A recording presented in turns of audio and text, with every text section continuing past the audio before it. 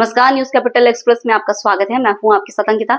चलिए बढ़ते हैं मुख्य खबर की ओर। प्रधानमंत्री मोदी के भोपाल दौरे पर मंत्री विश्वास सारंग ने दी जानकारी। हम सभी के लिए सौभाग्य की बात है कि पीएम मोदी 31 मई को भोपाल पधार रहे हैं। महिला सशक्तिकरण हमारी प्राथमिकता है। महिलाएं आर्थिक, सामाजिक और राजनीतिक रूप से सशक्त हों, यह केंद्र और राज्य सरकार की प्राथमिकता है। स्वसहायता समूह के माध्यम से महिलाओं को परिवार में आर्थिक रूप से और सुदृढ़ता मिले, ये सरकार का प्रयास रहा है। 31 मई को भोपाल में स्वसहायता समूह को पीएम मोदी संबोधित करेंगे। लोकमाता मां अहिल्या देवी ने अपने शासन में महिलाओं के सशक्तिकरण का अद्भुत उदाहरण प्रस्तुत किया। मां अहिल्या की 300वीं जयंती पूरे देश में मनाई जा रही है। भोपाल में आयोजित मां अहिल्या को समर्पित कार्यक्रम महिला सशक्तिकरण की दिशा में मील का पत्थर साबित होगा। भोपाल से लीवर की गंभीर बीमारी से ग्रसित 7 वर्षीय बच्ची को पीएम श्री एयर एम्बुलेंस से गुरुग्राम में इलाज के लिए भेजने पर मंत्री विश्वास सारंग का बयान। पीएम मोदी और सीएम मोहन यादव का संकल्प है कि हर गरीब को समय से इलाज मिले। मरीज को एयरलिफ्ट कर सही समय पर इलाज हेतु भेजने के लिए प्रदेश में पीएम श्री एयर एम्बुलेंस सेवा योजना को लागू की गई है। जनदर्शन में एक परिवार अपनी 7 वर्षीय बच्ची को लेकर आया था।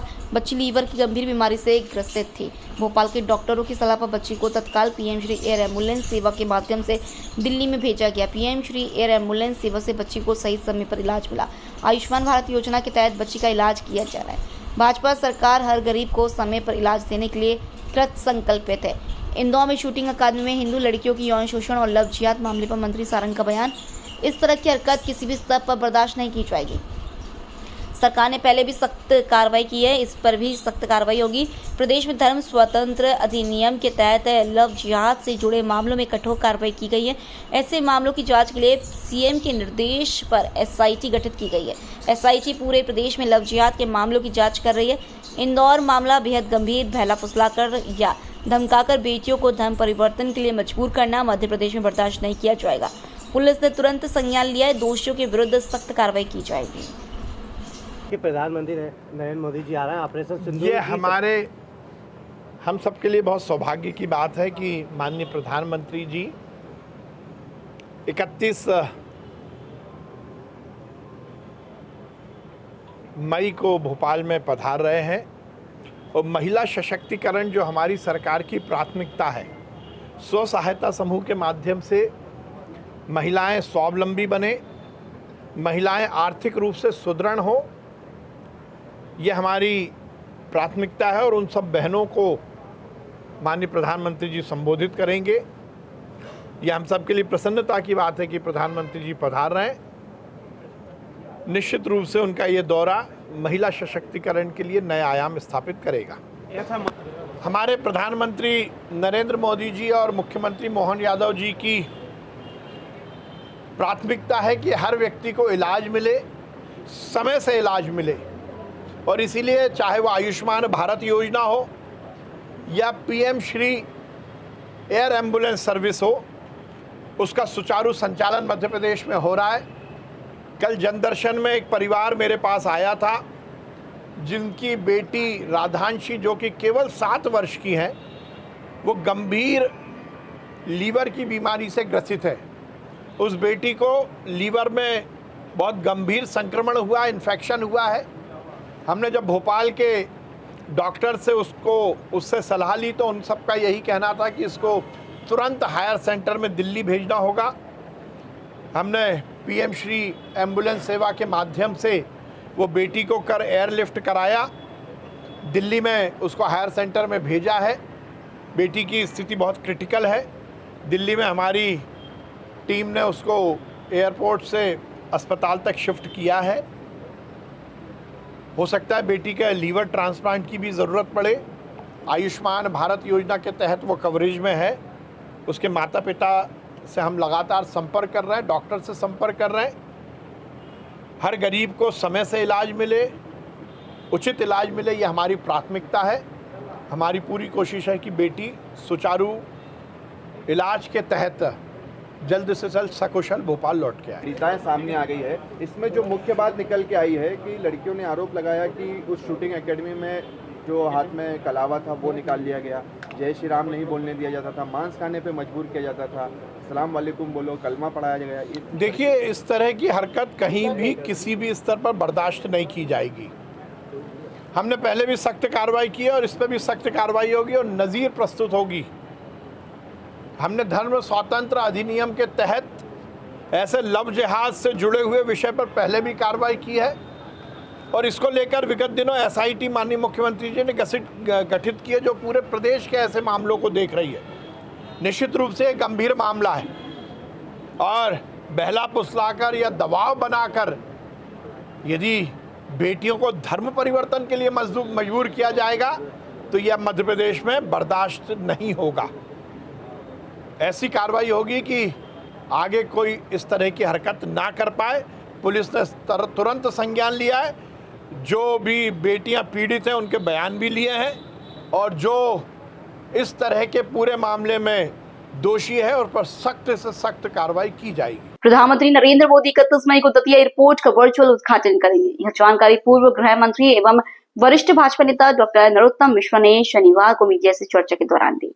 उन्होंने कहा कि प्रधानमंत्री मोदी जी जो कहते हैं उसे पूरा करके दिखाते हैं और दतिया एयरपोर्ट इसका ताजा उदाहरण है।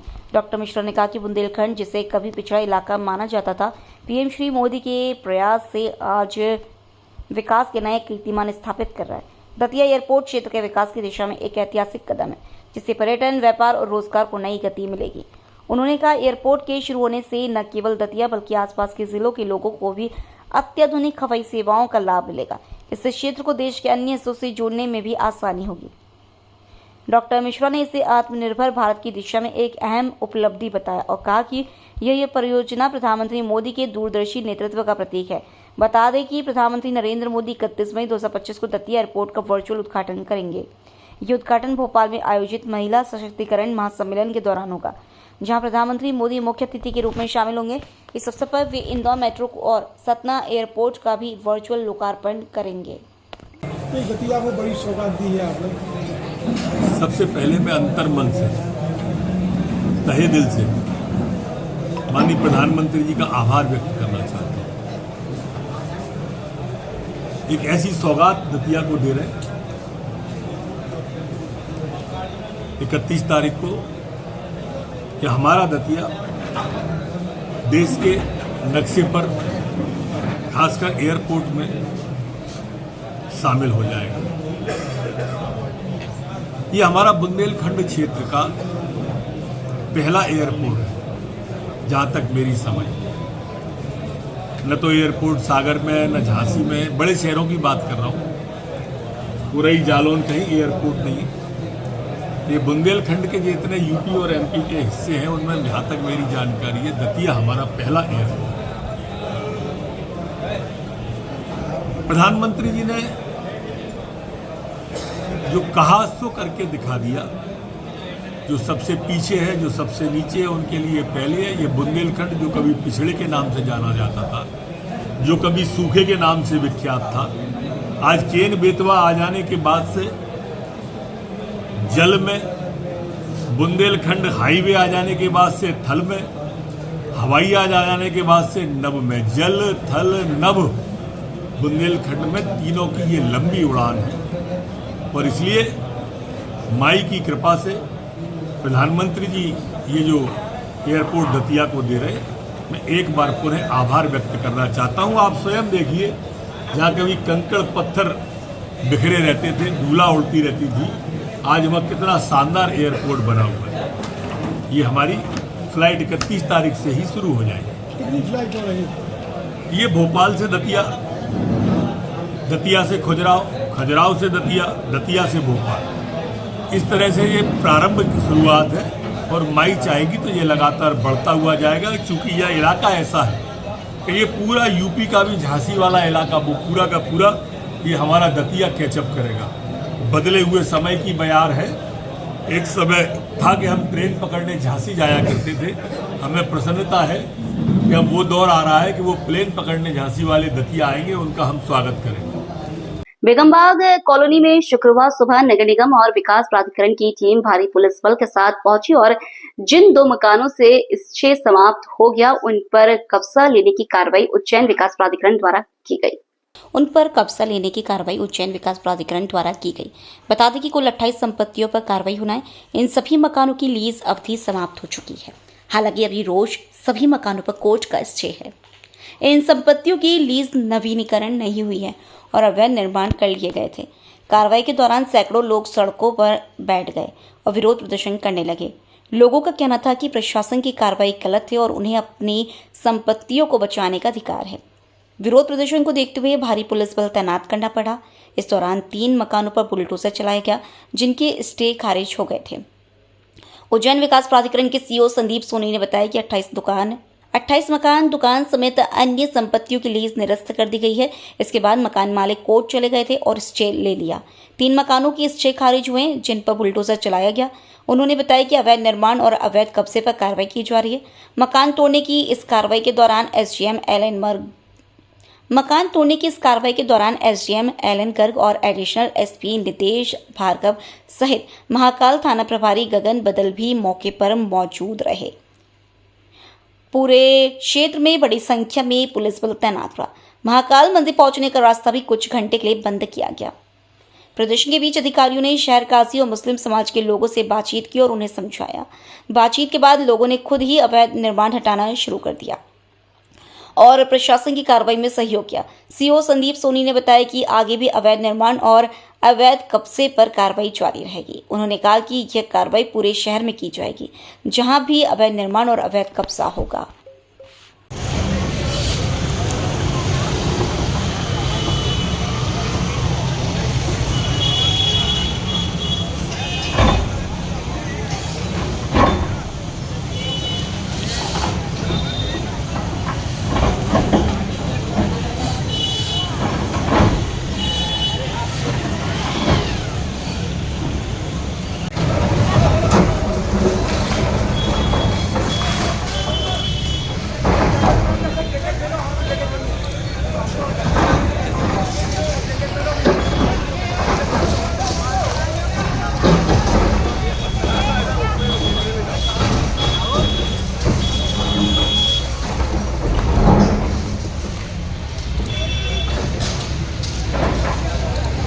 मध्य प्रदेश कांग्रेस कमेटी के मीडिया विभाग के अध्यक्ष मुकेश नायक ने कहा, चित्रकूट जहां भगवान श्री राम ने अपने वनवास के 11 वर्ष बिताए, आज वही भूमि त्राहिमाम पुकार रही है।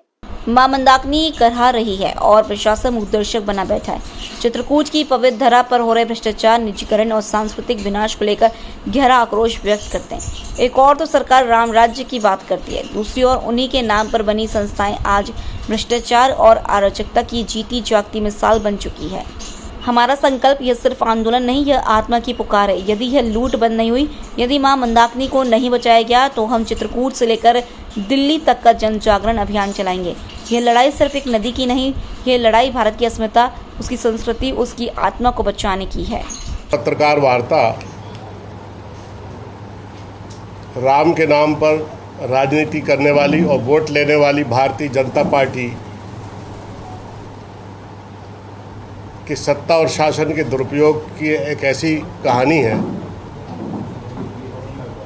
जिसमें बेईमानी, निर्लज्जता और जो तुलसीदास जी ने लिखा है, बेचहीं वेद धर्म दोहले, जो ज्ञान को बेचेंगे लोग और धर्म को दोहलेंगे, ये उसकी कहानी और गाथा है।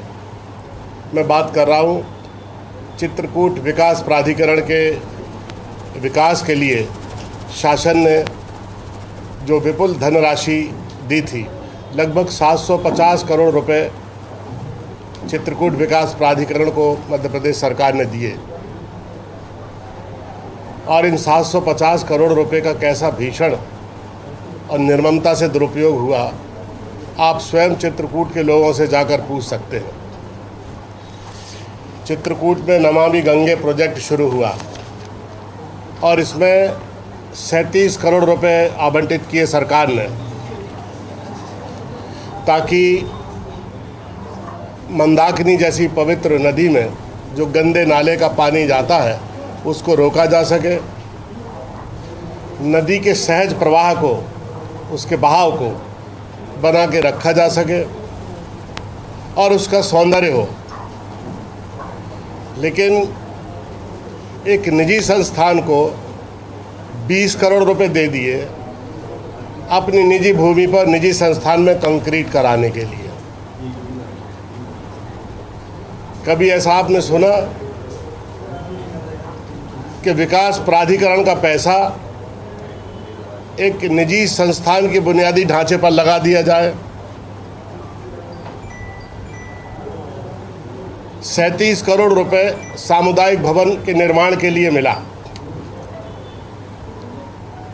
और उसका उद्देश्य था कि सामाजिक सांस्कृतिक गतिविधियों का, सामाजिक गतिविधियों का केंद्र बनाया जाए और चित्रकूट जैसे पवित्र धर्म स्थान के बारे में लोगों को जानकारी दी जाए, लोग उत्सव मना सकें। इस पूरे सरकारी पैसे को एक निजी संस्थान की ज़मीन पर दे दिया गया और उसमें सामुदायिक भवन के नाम पर पंचवटी होटल के नाम से एक होटल बना दिया। आपने कभी सुना कि जो सामुदायिक भवन सरकार के द्वारा बनना है, जबकि उसकी भूमि का अलॉटमेंट भी था, उस निर्धारित जगह पर वो संस्थान नहीं बनाकर एक निजी संस्थान की भूमि को दे दिया और कंस्ट्रक्शन क्वालिटी आप देखें सामुदायिक भवन की तो आपको हैरानी होगी कि 37 करोड़ रुपए में कोई इस तरह का भवन बनता है क्या? उसको होटल में तब्दील कर दिया और होटल एक संस्थान की भूमि पर इतनी दूरी पर होने के कारण ज़्यादा उसका उपयोग नहीं हो पाता, एकांत में बना है और वो स्थान नशेड़ियों का, गंजेड़ियों का, जुआ खेलने वालों का एक केंद्र बनकर रह गया, असामाजिक गतिविधियों का। ये हाल है वहाँ का। आप सोचिए कि एक आयुर्वेद के नाम पर आरोग्य धाम की स्थापना की गई और 43 एकड़ में इस परिसर को बनाया गया है और इसका उद्देश्य था कि हम आयुर्वेद के रिसर्च डेवलपमेंट सेंटर को विकसित करें, वहाँ अभ्यंग, शिरोधारा, स्वेदन, रेचन, विरेचन, पंचकर्म की गतिविधियों को संचालित करें और प्राकृतिक चिकित्सा पर आधारित हम आयुर्वेद की उन गतिविधियों का पोषण करें, उसका लाभ लोगों को दें ताकि प्रकृति के नियमों के अनुसार लोग बिना किसी रासायनिक प्रतिक्रिया के स्वस्थ हो सकें। लेकिन उसको, आरोग्य धाम को एक पर्यटन स्थल में तब्दील कर दिया।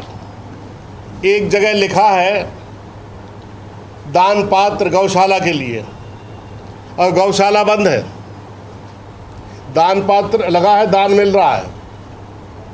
बड़ी बड़ी जो संस्थाएं हैं, औद्योगिक संगठन हैं, उनमें एक फंड निर्धारित होता, उसके लिए भी आयुर्वेद के लिए, आरोग्य धाम के लिए, गौशाला के लिए फंड मिल रहा है। मैं एक चित्र बताता हूं आपको, आप ये देखिए, ये आरोग्य धाम है और इस पंचवटी होटल के विज्ञापन, उसके वीडियो सब अपलोड है यूट्यूब पर। आप सभी लोग सर्च करके देख सकते हैं।